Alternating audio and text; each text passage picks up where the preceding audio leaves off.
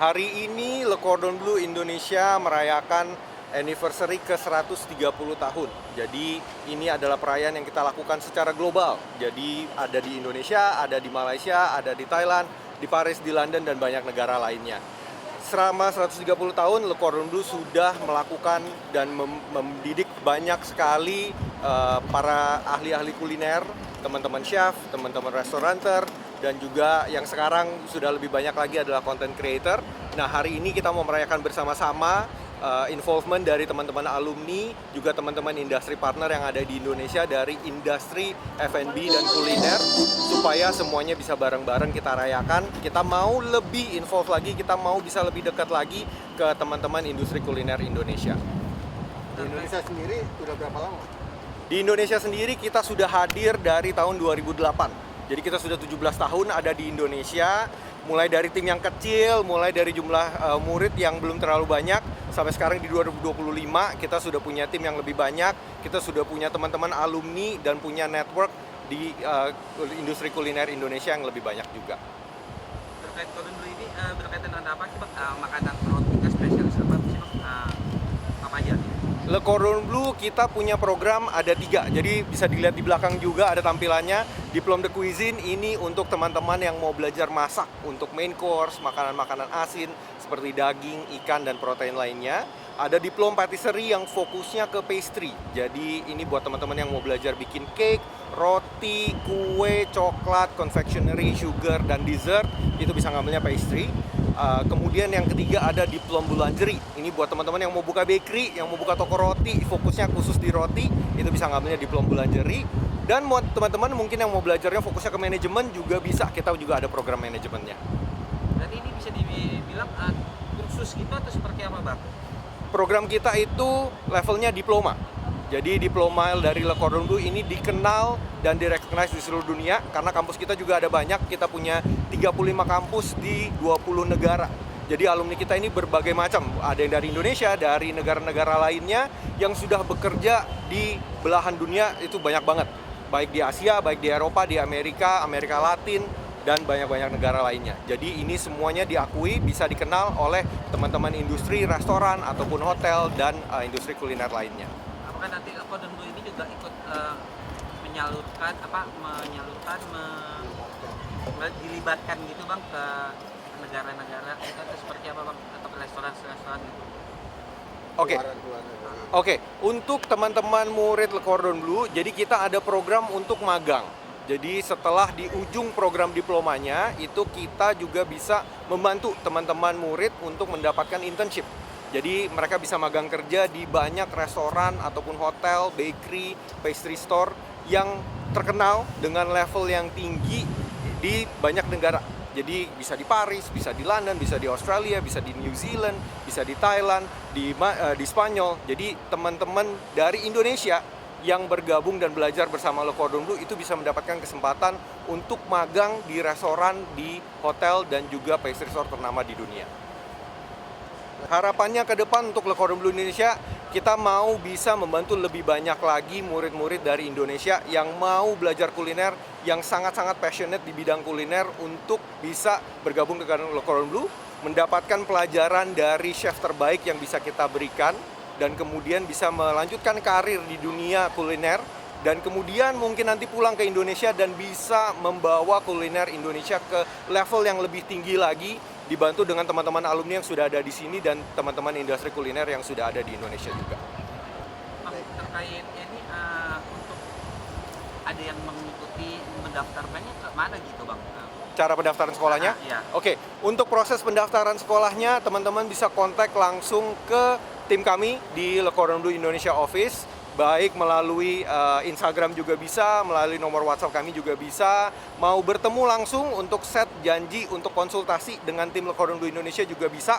Itu sudah ada di sosial media kami ataupun di website landing page kami, atau juga bisa melalui rekan-rekan education agent kami yang terpilih di Indonesia. Jadi di event nanti juga akan ada perwakilan dari education agent partner kita di Indonesia yang sudah membantu banyak sekali murid-murid dari Indonesia untuk kemudian belajar di Le Cordon Bleu. Pengalaman waktu itu saya lulusan Le Cordon Bleu Paris. Jadi pengalaman yang paling tidak terlupakan itu adalah waktu awal-awal struggling dengerin chefnya ngomong bahasa Prancis, tapi dapat teman-teman yang sampai sekarang pun belasan tahun yang lalu lulusnya, tapi kalau keluar negeri dari manapun saya bisa punya teman. Karena Le Cordon Bleu itu international students banyak banget. Jadi kalau kalian bisa sekolah di Cordon Bleu tuh kemungkinan besar pas sudah lulus, kalau nanti ke negara mana aja pasti ada yang bisa dikontak gitu, untuk kulineran. Sorry, tadi pertanyaannya boleh diulang? Pengalaman paling berarti. Paling berarti. yang bisa di-share. Apa ya, bener sih, kayak ketemu banyak banget teman-teman di sana dan sekolahnya internasional. Jadi kenal orang dari banyak negara dan sekalian belajar juga dari banyak negara sih. Kita bisa ke negara mereka nyoba-nyoba makanan dan belajar hal baru yang kita nggak familiar sama sekali. Dan kita punya fondasi yang sama, yaitu sebenarnya French techniques kan di Le Cordon Bleu. Iya. Ya, jadi sangat memorable lah ya. Sangat memorable, dan teknik yang dipelajarin juga emang itu yang dipakai di industri lah gitu. Jadi mempersiapkan banget untuk ke stage berikutnya, yaitu kerja. Kak, yang paling sangat mendasar, apa yang jadi keinginan terbesar kalian untuk pergi ke sana? Artinya ini kan tesnya semuanya tentang tesnya mereka kan. Nah, itu kenapa memilih itu, dan mungkin yang membedakan sekolah kuliner lainnya dengan ini tuh apa? Oke, kalau sekolah kuliner lain kita mungkin nggak tahu ya, soalnya kita lulusan LCB. Tapi di LCB itu belajar 90% tuh belajar teknik, bukan teori. Dibilangin sama chefnya kalau teori itu harus belajar sendiri, research sendiri. Tapi lagi-lagi teknik yang dipakai tuh emang beneran yang diaplikasikan di industri, which is itu sangat-sangat penting khususnya baru mulai kerja.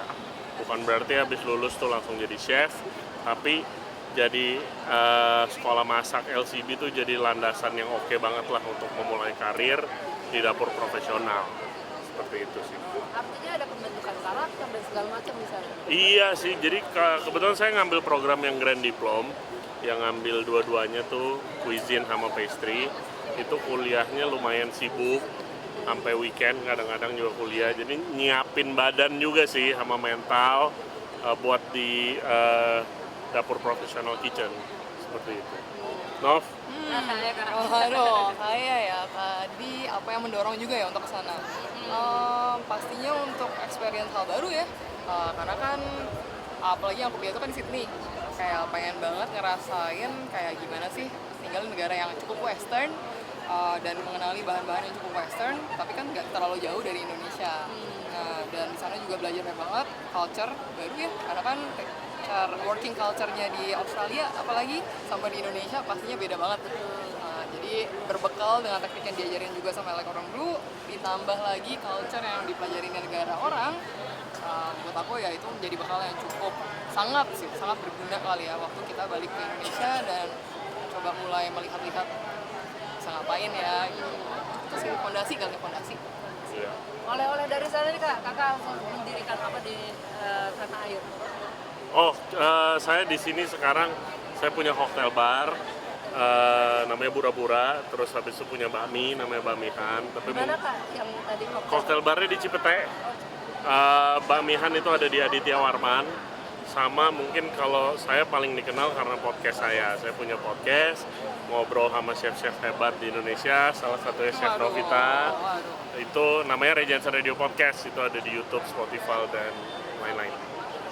Kalau Kakak? Kalau saya saat ini saya punya merek sebenarnya masuk online namanya Jinshu, dan punya satu shop juga namanya Gin Bakery Shop, itu ada di Eco 8, itu ada di Jakarta Barat. Iya.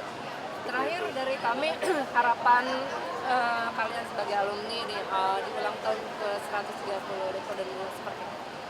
Buka cabang di Indonesia, Tolong. yes, pasti bakal rame banget kalau ada cabang di Indonesia. Sama yang buat yang habis sekolah, jangan buru-buru buka bisnis, jangan buru-buru pulang.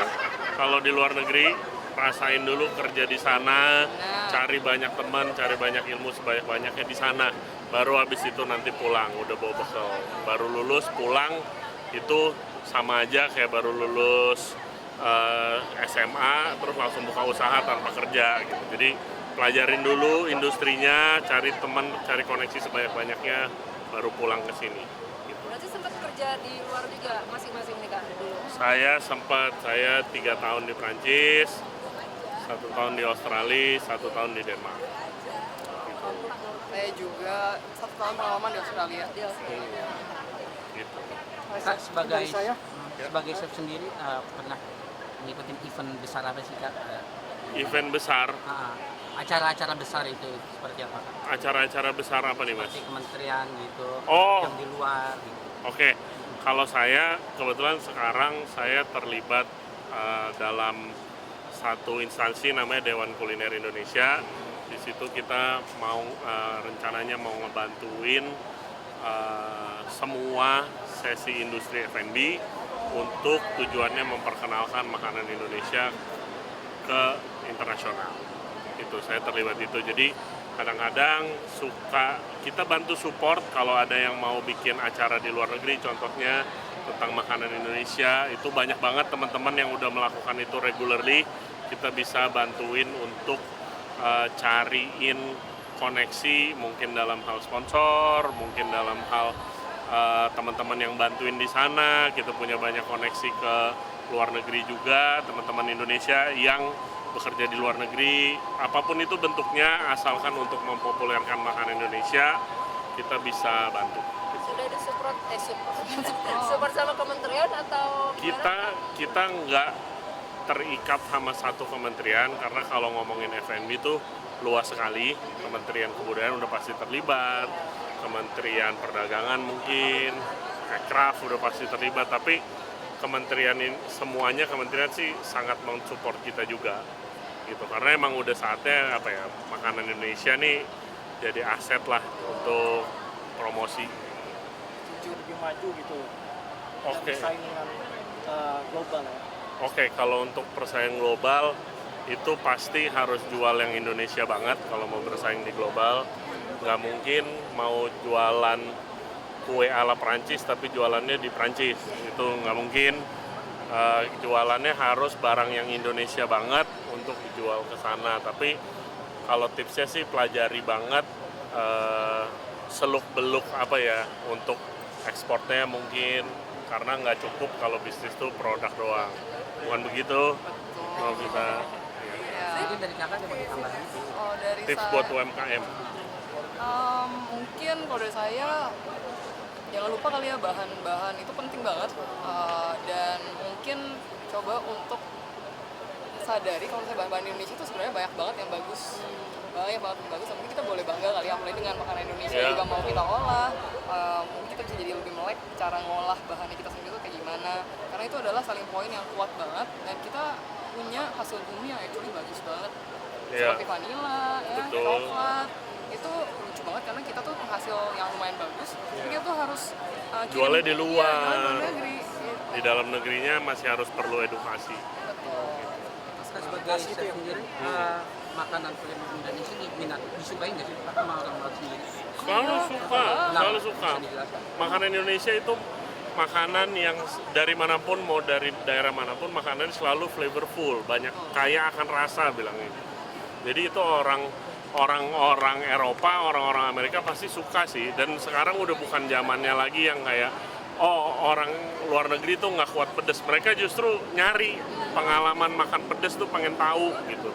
Jadi sekarang banyak teman-teman yang masak di luar negeri pun udah nggak ngurang-ngurangin pedesnya, udah nggak ngurang-ngurangin bumbunya gitu. Mereka justru mencari, dan Indonesia ini kelihatannya kayak kalau di luar negeri tuh di industri F&B kayak hidden game gitu loh. Ini negara gede banget, makanannya ada jutaan, ciri khasnya, tapi kok belum ada yang expose gitu. Nah, kita justru harus mulai berlomba-lomba untuk expose kuliner Indonesia ke luar sana gitu. Are punya keinginan nggak sih, katakanlah program CSR-nya kalian nih gitu, untuk memajukan para UMKM atau chef-chef lokal khususnya gitu, entah itu mungkin memberikan edukasi atau sedikit ilmu terhadap mereka, Oke. jadi program sosialnya kalian gitu. Kalau itu udah Dilakukan nih. dilakukan, bukan sama kita doang, tapi banyak banget gitu. Mulai ada yang sesimpel dari sosial media aja untuk kasih tips and trick industri aslinya gimana, sampai kalau saya sih kemarin tim podcast kita baru kolaborasi bikin kelas online untuk UMKM gitu, untuk UMKM yang pengen belajar aplikasinya nih di restoran-restoran keren, gimana sih cara dia bikin report bisnis, cara bikin COGS. Justru itu yang penting, karena UMKM tuh produknya udah oke-oke gitu, tapi untuk scale up, naik level ya itu yang mesti di training, seperti itu sih. Kita punya produk aja nggak cukup ya. Iya, karena kalau udah ngomongin bisnis, produk tuh nggak cukup gitu, harus ada lebih lagi.